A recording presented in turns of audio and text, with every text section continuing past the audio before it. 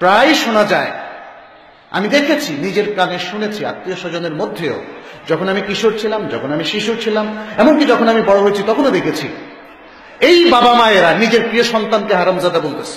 ওয়াল ইয়াদু বিল্লাহ। এটা কি জায়েজ? আপনি জানেন এই কথাটার অর্থটা কি?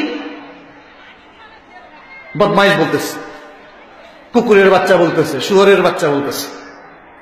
ওয়াল ইয়াদু বিল্লাহ। আল্লাহর কাছে ক্ষমা চাই, আমরা পানাহ চাই। জায়েজ নাই এই কথা বলা, বাবার জন্যও জায়েজ নাই, মায়ের জন্য জায়েজ নেই। কোনো গালি দিতে আপনারা পারবেন না।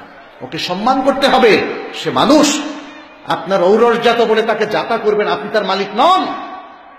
আমাদের সবার মালিক কে? আল্লাহ। অতএব বিষয়টা আমাদের মনে রাখতে হবে।